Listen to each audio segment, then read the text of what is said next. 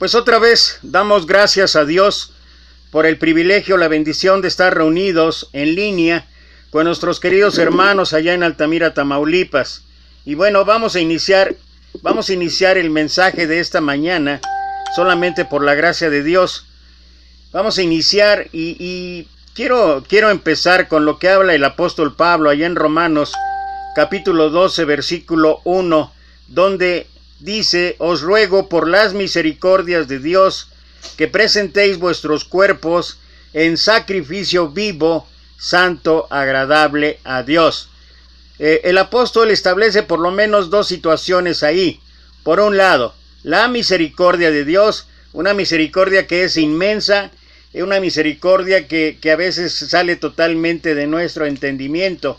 Y por otro lado, lo que podríamos llamar de alguna manera una exigencia en cuanto a lo que nosotros podemos responder a la misericordia de Dios.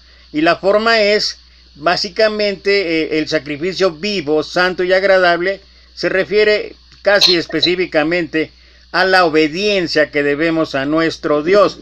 Por eso quiero empezar antes de leer el pasaje que nos ocupa en este día, hablando algo que ocurre aquí en el mundo, algo sobre lo que significa ley de la oferta y la demanda. ¿Qué es la ley de la oferta y la demanda? Es el principio básico sobre el que se sustenta la economía de un mercado. La ley de la oferta y la demanda refleja la relación entre la demanda que existe de un bien en el mercado y la cantidad del mismo que es ofrecido en base al precio que se establezca. Se tiene que considerar que el mercado es de libre competencia. Existen negociaciones entre los ofertantes y los que demandan el bien o servicio o producto, y se permite el libre tráfico de mercancías. La teoría, que esto es lo que básicamente me voy a enfocar ahorita que entremos al plano ya de la escritura. La teoría aquí en el mundo dice que, hablando dentro de un mercado de competencia perfecta, el precio de un bien, un producto o un servicio se situará en un punto de equilibrio, donde la demanda sea igual a la oferta. Este punto de equilibrio es el precio al que los consumidores están dispuestos a comprar el bien. Entonces, solamente para terminar esta pequeña definición, la definición de oferta es la cantidad de bienes o servicios a la venta que existe en el mercado por el ofertante, y la definición de demanda es la cantidad de demanda de producto que los consumidores desean adquirir dentro de la economía. Y bueno, si tú te estás preguntando qué tiene que ver esto con lo que la lección que el maestro dio allí en el capítulo 14 de Juan, del cual te invito a que vayamos ahí. En el capítulo 14 de Juan lo voy a leer a partir del versículo 15 y hasta el 31, y ahorita voy a tratar de explicar el por qué inicié de esta manera. Incluso el título del mensaje es El discípulo ante la oferta y la demanda.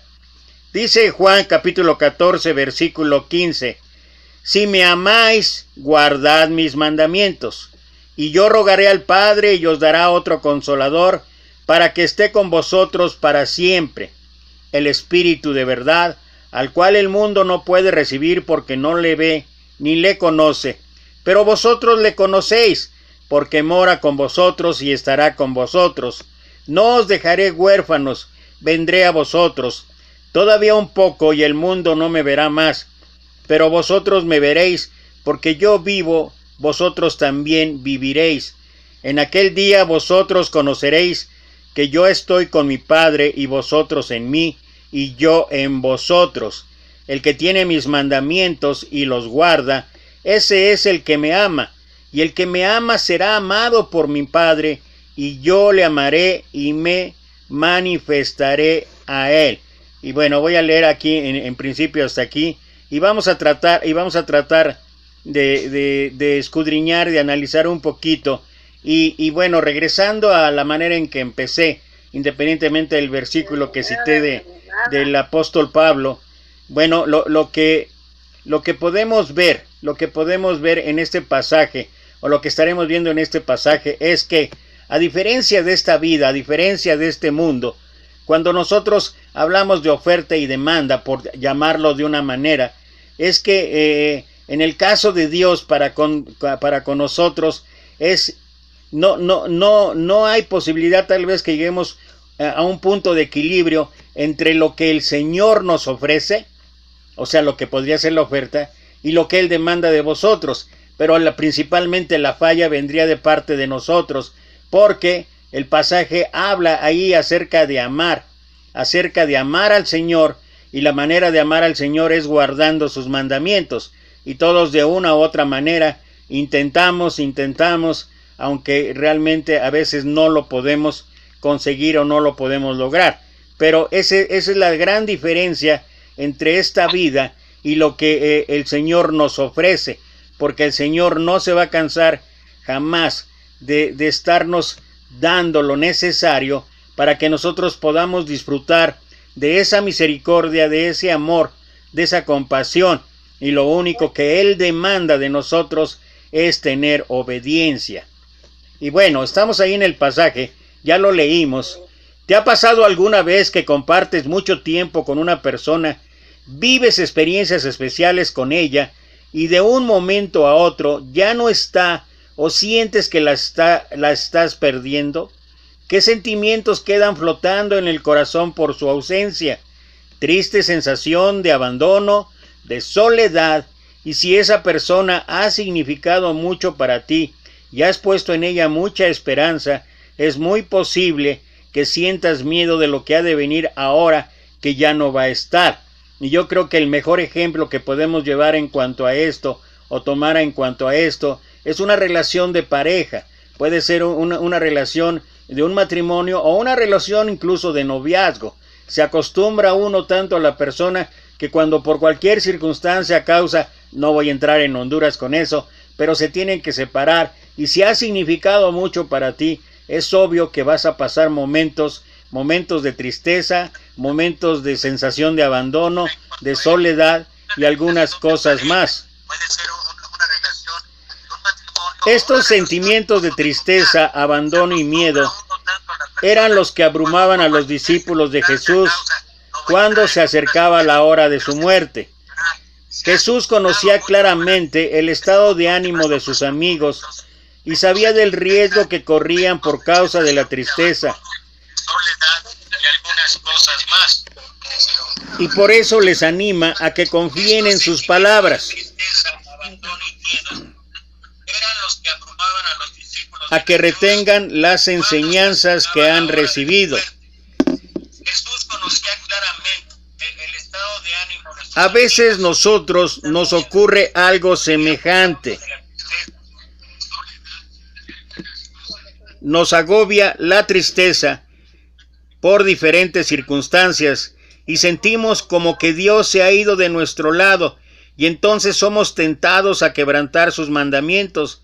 Si en verdad decimos amar a Dios, es porque guardamos sus mandamientos, cualquiera que sea nuestra situación, ya sea que estemos pasando por una primavera de oportunidades, de situaciones, de bendiciones y de mil cosas más, o que estemos pasando un invierno, por interpretarlo de alguna manera, como el que estamos viviendo ahora con la pandemia. Un invierno donde hay dificultades, donde hay frío del alma, frío de tristeza, donde nos consume la ansiedad, donde hay una situación tremenda. Pero es en estos tiempos, ya sea primavera o invierno, por ejemplificarlos de alguna manera, es en que nosotros no debemos olvidarnos de Dios, no debemos de olvidarnos del amor de Dios, y a cambio lo que tendríamos que hacer cada uno de nosotros es seguir guardando fielmente sus mandamientos.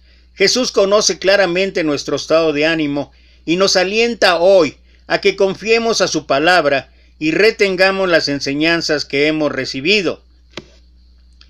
Antes de empezar con el primer punto del sermón, deberíamos formularnos una pregunta, y que nuestra respuesta sea una respuesta de un sí, o sea una respuesta de un no. Pero lo importante es que no mantengamos esta respuesta en silencio. La pregunta es, ¿qué tanto amamos a Dios?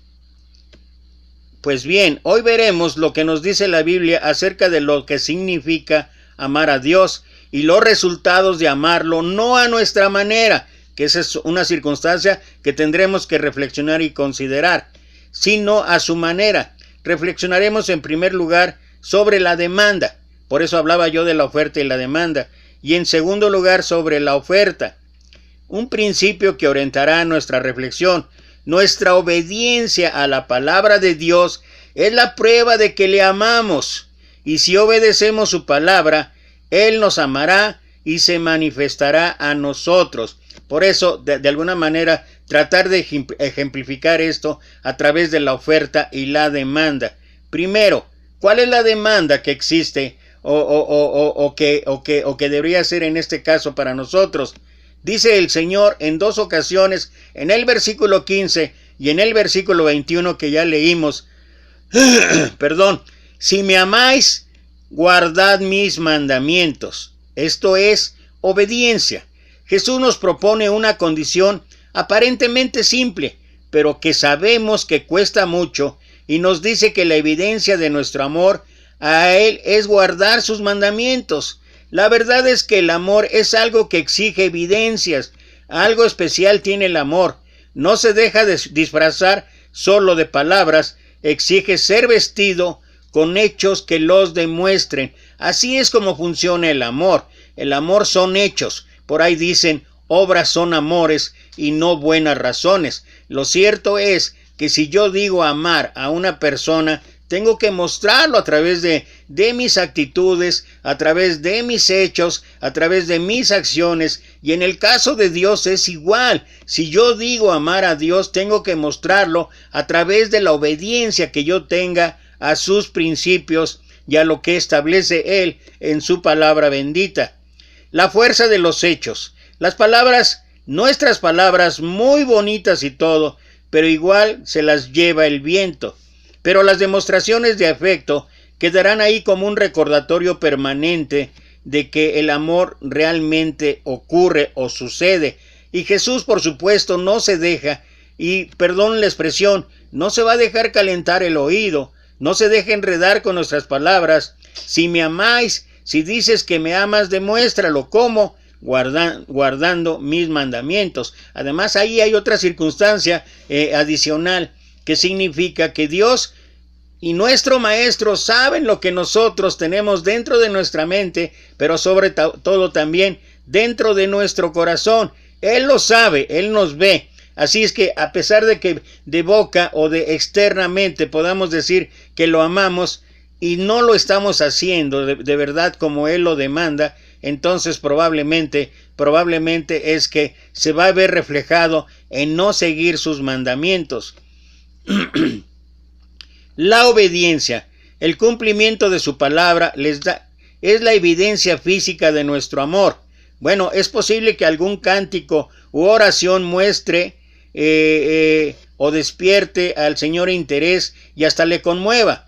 Pero si nuestras palabras de amor hacia Él, si nuestros cánticos no están respaldados con una vida de integridad, quizás solo despierten en Él un gran bostezo y que además pueda producir una profunda indignación. Hay que recordar que por eso cuando oramos, y por eso la Escritura allá en Hebreos dice que esperamos que todo lo que hacemos suba con olor fragante. Con olor fragante tiene que ver con nuestros hechos, con nuestros actos, con nuestras acciones, de estar obedeciendo en la medida de lo posible, en la medida que nosotros lo intentemos, estar obedeciendo sus mandamientos. Ahora bien, ¿qué significa guardar los mandamientos? Porque si nos hacen la pregunta a quemarropa, ¿obedece los mandamientos de Dios? Muy probablemente diríamos que no o que no estamos seguros, pues la verdad es que en muchas ocasiones durante el día fallamos, pero también es cierto que en muchas ocasiones actuamos conforme a la voluntad de Dios. Es una lucha permanente, es una lucha continua. Ahora, si hay alguien que se considera perfecto y que nunca falla, entonces creo que está como en la propaganda de la casita roja en el lugar equivocado. Y esto es cierto y esto ocurre. Y sobre todo algunos en la hermandad aseguran que están tratando casi al 90 o el 100% de seguir los mandatos de Dios. Y ya hemos mencionado en otros mensajes que solamente hay que darnos una vuelta por el libro de Romanos en el capítulo 7 del versículo 15 al 25 para darnos cuenta que muchas veces la carne es la que nos vence y no hacemos, como dice Pablo, lo que quiero hacer no lo hago, sino lo que aborrezco eso hago. Guardar los mandamientos no tiene que ver con la perfección en todos nuestros actos. Esto es algo que deberíamos de considerar, que deberíamos de analizar, que deberíamos de reflexionar día a día. Tampoco puede ser un argumento o un justificante para no estar haciendo lo que Dios dice. Algo que es imposible cumplir, al menos mientras estemos aquí en la tierra. Y aquí vuelvo a añadir otra vez lo que Pablo escribió en Filipenses capítulo 1, versículo 6. Estando persuadidos de esto, el que comenzó en vosotros la buena obra, la perfeccionará hasta el día de Jesucristo. La perfección tiene que ver más bien con un proceso de mejoramiento continuo en el cual voy superando cosas en el camino que antes no podía vencer.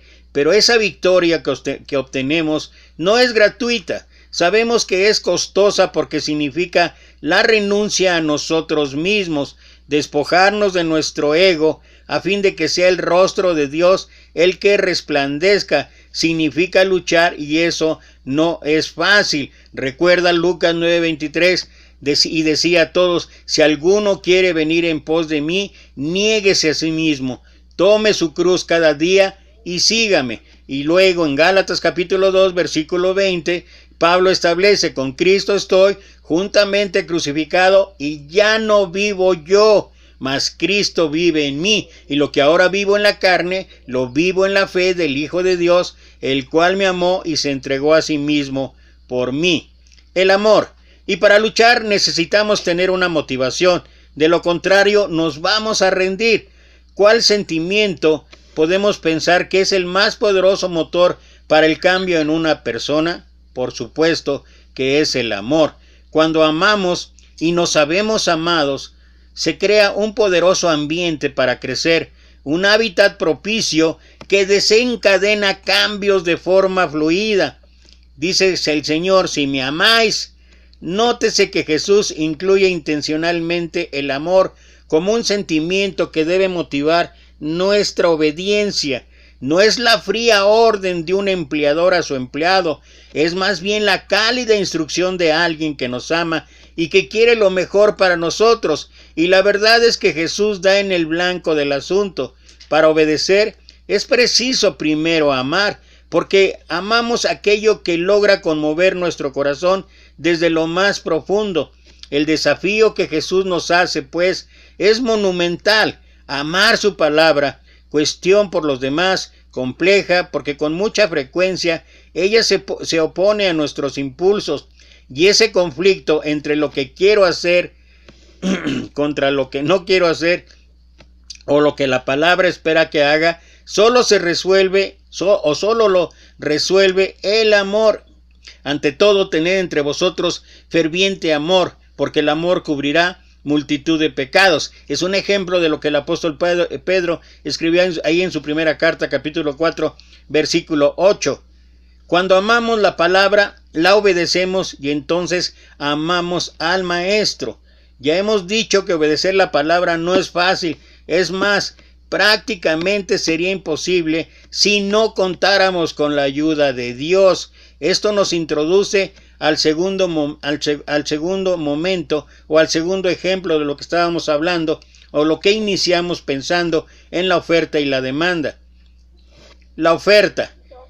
Y yo rogaré al Padre y os daré otro consolador para que esté con vosotros para siempre, el Espíritu de verdad, al cual el mundo no puede recibir porque no lo ve ni le conoce, pero vosotros le conocéis porque mora con vosotros y estará con vosotros. Es lo que habló ahí en el pasaje, versículos 16 y 17 del capítulo 14. La promesa del Espíritu.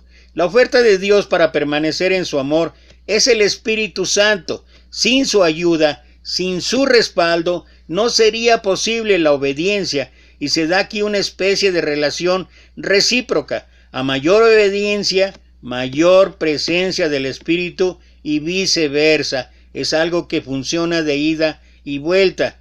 Los discípulos, como expresábamos al principio, estaban llenos de tristeza y miedo. Su maestro, su fuente de confianza y seguridad, pronto se les perdería del panorama y ellos quedarían confundidos.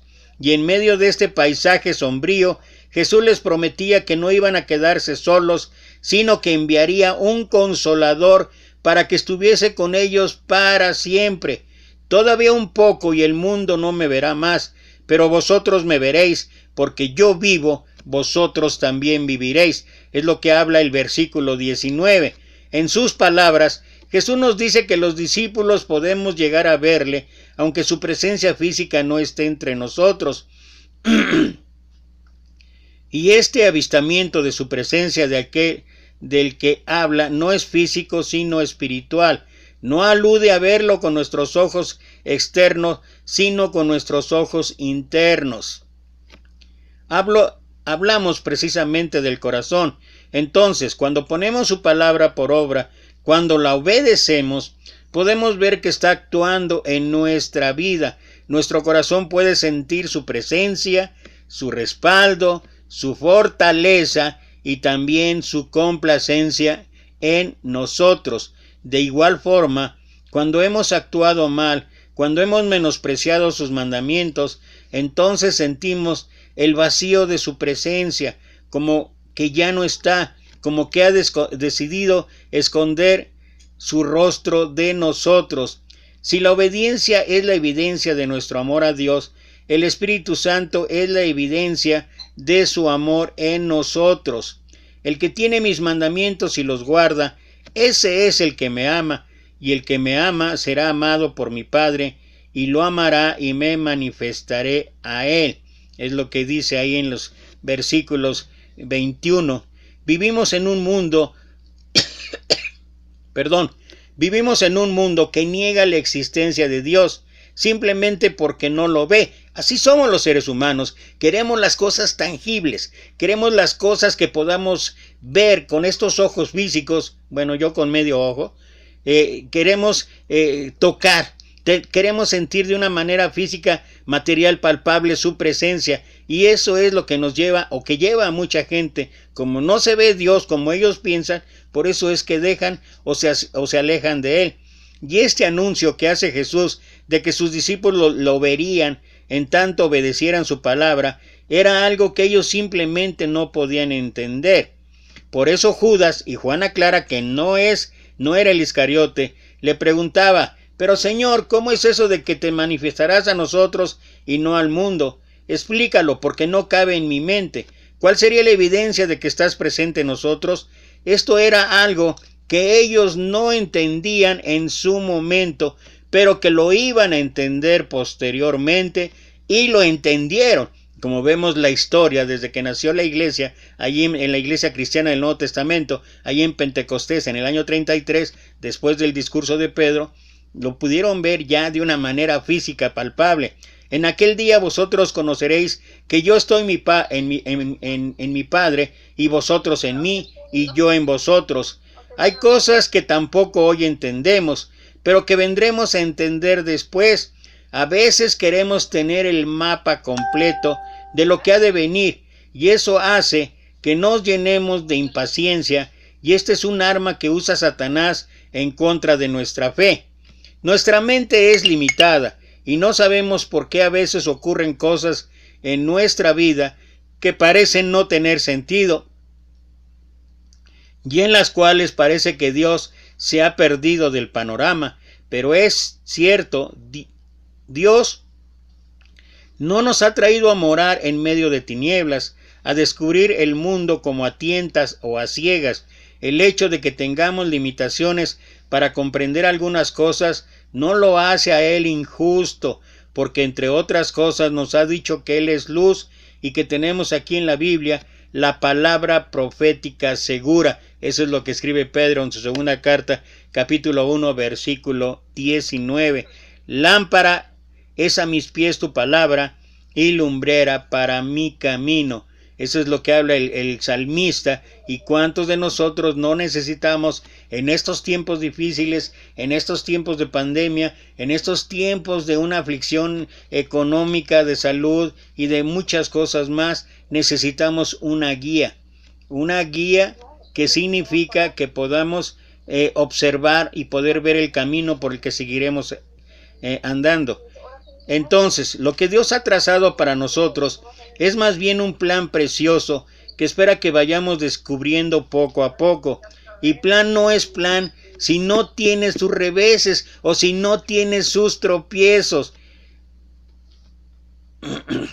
Hay cosas que a veces expresamos y que tenemos que reconocer que eso es parte del caminar con Dios. Lo que pasa es que la mayoría de nosotros no nos gusta esa parte, pero esas contrariedades que pasamos hacen parte de la vida y ninguna de ellas, óigase bien, ninguna de ellas es tan fuerte como para destruir el plan supremo de Dios para cada uno de nosotros. Y aquí vale la pena recordar lo que el apóstol Pablo escribió ahí en Romanos capítulo 8, primero en el versículo 31, estableciendo: ¿qué pues diremos a esto? Si Dios es por nosotros, ¿quién contra nosotros? Y luego en 35 empieza a hablar que ni tribulación, ni angustia, ni esto, ni otro, y aquello. Y aunque somos llevados como ovejas al matadero, dice, antes en todas, estoy parafraseando del 35 en adelante, antes en todas estas cosas somos más que vencedores. Entonces lo que establece es que va a haber momentos agridulces o momentos amargos. Va a haber momentos en los cuales de verdad el enemigo que está acechando continuamente va a utilizar para hacernos dimitir en nuestra fe, para hacernos alejarnos de las promesas de Dios. Pero hay que recordar que esos momentos son parte de, pero que además contamos con la presencia de Dios a través de su Espíritu Santo, y que es el que nos va a ayudar a vencer todas esas situaciones por las cuales podamos pasar cada uno de nosotros. Entonces, tenemos la palabra para amarla y obedecerla, pero también nos ha dado el Espíritu Santo.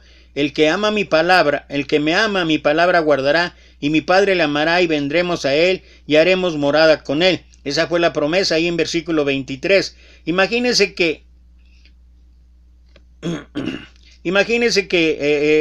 nos llega la corte celestial en pleno, todo su poder de nuestro lado y con un propósito claro, para que Él sea glorificado en nosotros. Y cuando esto ocurre, cuando Dios se glorifica en nosotros, entonces nuestra vida es promovida, catapultada a una dimensión de sentido exponencial de gran estima. Hay que recordar el pasaje de Eliseo con su siervo, cuando estaba ahí en Reyes, en el primer libro de Reyes, cuando estaba ahí Eliseo, él durmiendo tranquilamente, pero su criado asustado porque el ejército enemigo los estaba buscando para matar a Eliseo. Y luego cuando despertó el criado, se asomó y vio que todo el ejército estaba rodeándolos y él estaba atemorizado. Eliseo, en contraste, Eliseo le dijo: no te preocupes. Y entonces Eliseo oró para que Dios abriera los ojos del criado.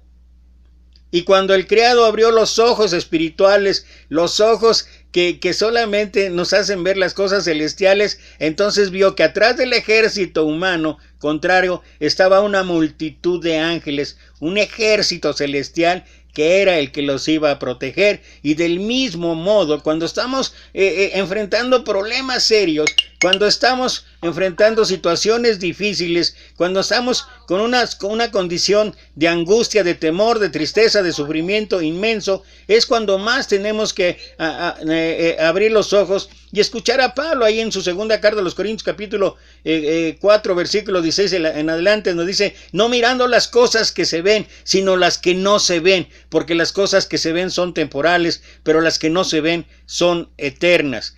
¿Cuál es la obra del Espíritu? Así pues, la oferta de Dios es el Espíritu Santo morando en nosotros, el cual hará tres cosas concretas. Número 1, enseñarnos todas las cosas. Número 2, recordarnos todo lo que Jesús ha dicho. Y número 3, y creo que esto es algo fundamental, que es lo que requerimos o necesitamos, hoy en día, en estos momentos de aflicción que estamos pasando, es tener paz. Él nos dará la paz. Enseñanza, recordatorio y paz. Un alumno no aprende si no va a la escuela. Un discípulo no aprende si no comparte con su maestro. ¿Cuánto tiempo estamos invirtiendo en relacionarnos con el Espíritu de Dios? ¿Qué dirían de ti en el cielo cuando llegas a una clase con el maestro, ahí en la intimidad de su hogar? Llega el torero que solo viene por temporadas, o llegó este que es más cumplido que novio feo. En este caso es mejor novio feo que toro bonito, que torero bonito. Y la contraseña es una clave secreta que permite el acceso a alguien o un grupo de personas antes inaccesibles. Las contraseñas son como llaves que abren puertas. Actualmente exigen contraseñas para realizar alguna operación bancaria. Por ejemplo, cuando vamos a hacer una transacción en un cajero electrónico, este nos pide el número de clave o contraseña para poder obtener el servicio. Lo mismo ocurre con los correos electrónicos. Antes de entrar a la bandeja de entrada, es necesario digitar la contraseña. Esto puede aplicarse también en nuestra relación con Dios. Para acceder a las bendiciones de Dios que Él tiene para nosotros, sus discípulos deberíamos presentar la contraseña. ¿Y cuál es? Simple: guardar sus mandamientos. A veces hay situaciones en nuestras vidas en las que parece que prevaleciera el mal o que parece ser que estamos perdiendo la lucha. Nubes negras se ciernen sobre nosotros y oscurecen los días. Hay frío, angustia, desánimo. Buscamos a Dios y es como si no estuviera ahí, como que nos ha dejado solos y debemos capotear la adversidad desprovistos de su ayuda. El verdadero amor se mide en la fidelidad en medio de la distancia. En ocasiones, la ausencia de Dios es una prueba a nuestra entrega para revelarnos realmente cuál es el nivel de amor que decimos tenerle. Por eso en más de una ocasión el Señor habló, y particularmente ahí en el Sermón del Monte ya lo vimos cuando se refirió al amor. Dice: si amas a los que te aman, ¿qué mérito tienen? Y esto es una realidad. Cuando estamos en sufrimiento, cuando estamos en momentos de aflicción, es cuando más debería existir en nosotros la esperanza, el conocimiento, la confianza y la convicción de que Dios está ahí con nosotros. Otras veces nuestros pecados hacen que Él esconda de nosotros su rostro, porque con ellos le decimos: no valoro tus mandamientos ni tu presencia en mi vida. Y Él dice: ok, si no tengo cabida en tu corazón, me voy. Voy a estar donde no soy bien, no voy a estar donde no soy bienvenido. Por eso, si tiene a Dios, que no le gusta vivir de arrimado en nuestro corazón, y a veces ese es el lugar que le damos. O sea, solamente tenemos a Dios, y por eso he sido muy enfático y lo voy a seguir siendo, de que a Dios hay que amarlo todos los días. Hoy es un día especial, sí, amén y gloria a Dios. Es el día del Señor, amén y gloria a Dios. Es el día en que está reunida su iglesia, amén y gloria a Dios.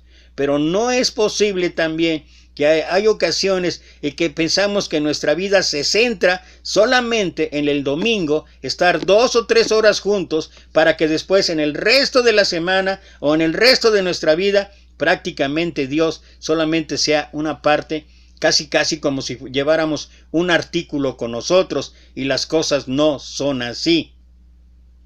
Por eso enfáticamente el Señor dijo: tome su cruz cada día y sígame. Y cada día hay que seguir a Jesús. Dios no nos pide cosas imposibles de cumplir. Si no obedecemos, es más bien porque nos falta tenacidad para persistir. Perdonando la expresión tan común, pero nos falta realmente disposición. La mayoría de las veces luchamos con algunas debilidades y pronto desistimos. No, yo no puedo con esto. ¿Cuántas cosas hay? ¿Y cuántas cosas hay dentro de nuestra hermandad? Que en realidad hay hermanos que estamos batallando con adicciones, que estamos batallando con debilidades, que estamos batallando con flaquezas, y en lugar de buscar la dirección de Dios, en lugar de buscar la presencia de Dios primero con el Espíritu Santo y después a través de la comunión. Y por eso hablo de que todos los días somos cristianos y todos los días nos necesitamos unos a otros. Y si no, regresa ahí a Hechos capítulo 2, versículo 44 en adelante, donde habla y dice qué es lo que hacía la iglesia. Tenían comunión no solamente el día del Señor, el día domingo, tenían comunión todos los días, y todos los días se consideraban unos a otros, y todos los días se estimulaban al amor y a las buenas obras. Esto es realmente lo que debería ser la vida cristiana. Claro que podemos salir adelante. Vencemos cuando el poder de Dios está de nuestro lado, que las cosas no andan como quisiéramos. Hay que luchar, hay que perseverar. Dice Josué capítulo 1 versículo 9, y es un versículo que muchos de nosotros recordamos y muchos de nosotros incluso pronunciamos, pero ¿cuántos lo llevamos a cabo? Mira que te mando, que te esfuerces y seas valiente, no temas ni desmayes, porque Jehová tu Dios estará contigo en donde quiera que vayas. Y luego sigue hablando ahí Josué, que este libro de la ley no se aparte de tu vida, ni de día ni de noche. Y bueno, ya para concluir, ojalá que el amor sea parte permanente, el amor a Dios primeramente, sea permanente en nuestra vida, que sea la mejor demostración de que tenemos para mostrarle a Dios nuestra obediencia, para que así poder obtener en el poder de su Espíritu y que nos ayude a vencer todas las circunstancias que particularmente nos están agobiando en el día de hoy. Circunstancias que nos han llevado en muchas cosas tristes, en muchas cosas en verdad lamentables, incluso llegando a la muerte de algunos seres queridos, algunos seres amados y mucha gente que sigue sufriendo y padeciendo y mucha gente que sigue muriendo. En lo personal, de verdad, hemos experimentado ese dolor profundo de algunas amistades, algunos hermanos y hermanas de la iglesia y algunos avisos que ayer incluso a medianoche me dieron de un hermano allá en Piedras Negras que acaba de fallecer a causa de esta terrible pandemia. Y bueno, ¿cómo poder salir adelante de esto? Solamente con el amor a Dios y mostrarlo a través de la obediencia a sus mandatos. Y quiero terminar con esto. Esta es una expresión humana. Le preguntaron a un hombre sabio, ¿qué es veneno? Y él contestó, cualquier cosa más allá de lo que necesitamos es veneno. Y me gustó la reflexión y voy a seguir, no he terminado. Pero quiero hacer aquí un recordatorio de lo que habla Hebreos capítulo 13, versículo 5 y 6. Sean vuestras costumbres sin avaricia, contentos con lo que tenéis ahora, porque él dijo, no te dejaré ni te desampararé, de manera que podemos decir confiadamente, no temeré lo que me pueda hacer el hombre. La avaricia surge cuando no estamos contentos con lo que tenemos. Puede ser en el plano económico principalmente, pero no tiene que ver solamente con dinero, tiene que ver con muchas otras situaciones y circunstancias en nuestra vida. Hoy tenemos vida. Hoy, después de 5 o 6 meses de pandemia, muchos de nosotros podemos afirmar que las promesas de Dios son ciertas, que se cumplen. Como dice el Salmo 37:25, no he visto justo desamparado. Y esto es una realidad. Todos nosotros, por lo menos un plato de comida hemos tenido cada día para llevarnos a la boca. Y esto es promesa de Dios cumplida. Otra vez, ¿qué es veneno? Cualquier cosa más allá de lo que necesitamos es veneno. Puede ser poder, pereza, comida, ego. No, ni se ve entre nosotros. Ambición, vanidad, miedo, ira o lo que sea. Bueno, entonces le preguntaron, ¿qué es el miedo? La no aceptación de la incertidumbre. ¿Cuándo surge el miedo? Cuando no estás seguro, cuando no tienes la confianza, cuando no tienes la convicción, cuando no tenemos la fe de saber que cualquiera que sea la situación, cualquiera que sea la circunstancia, Dios sigue en el control. Dios es soberano. y sus planes son perfectos. Aunque algunas veces no podamos entenderlos, Él sigue siendo el Rey. Y Él sabe y tiene el control en sus manos. Y si ha de venir o ha de aparecer un tanto la incertidumbre, la mejor manera es hasta permitir de una manera así coloquial, convertir esta incertidumbre en aventura. ¡Ay, qué padre pandemia! Por eso, y especialmente los mexicanos, aquí somos muy dados a la broma, a la ironía, somos muy dados a que las cosas trágicas las buscamos convertir en diversión, en chistes o cosas así. Y bueno, no estoy diciendo que esto sea lo adecuado, pero algunas veces, incluso las frases que abundan, al mal tiempo darle buena cara, tienen que ver con esto. Tienen que ver con que el Señor dice que haya tribulación, angustia, espada, etcétera, etcétera. Somos más que vencedores en Él. ¿Qué es la envidia? La no aceptación de bien en el otro. Si aceptamos el bien, entonces se convierte en inspiración. ¿Qué es la ira? La no aceptación de lo que está más allá de nuestro control. Si la aceptamos, se convierte en tolerancia.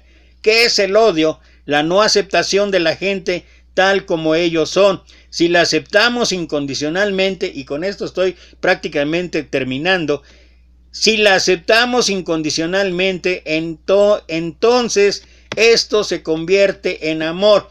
O sea, hay que transformar las aflicciones, hay que transformar las tragedias, hay que transformar las dificultades en oportunidades de constatar que Dios nos ama y de que a través de guardar sus mandamientos las cosas podrán ser diferentes. Y la clave de todo esto es lo que hemos venido mencionando en este análisis que hicimos del pasaje. Si me amáis, guardad mis mandamientos, dice el apóstol Pablo, y con esto termino, queridos hermanos y a todos los que están escuchando. Dice el apóstol Pablo, Colosenses capítulo 3, versículo 14, y sobre todas estas cosas, sobre todo lo que mencionamos, sobre todo lo que hemos visto, dice Pablo, y sobre todas estas cosas, vestíos de amor, que es el vínculo perfecto. Colosenses capítulo 3, versículo 14. Es el amor. Es el amor la respuesta para las aflicciones. Es el amor la respuesta para las dificultades. Es el amor la respuesta para todo aquello que estamos intentando o que deberíamos estar intentando cada día. Es el amor. Es el amor la mejor oferta que Dios nos hace para nuestra vida. Y que ojalá que la manera de responder de cada uno de nosotros es: si me aman, guarden mis mandamientos. Y esta será nuestra oración. Que Dios los siga llenando de bendiciones.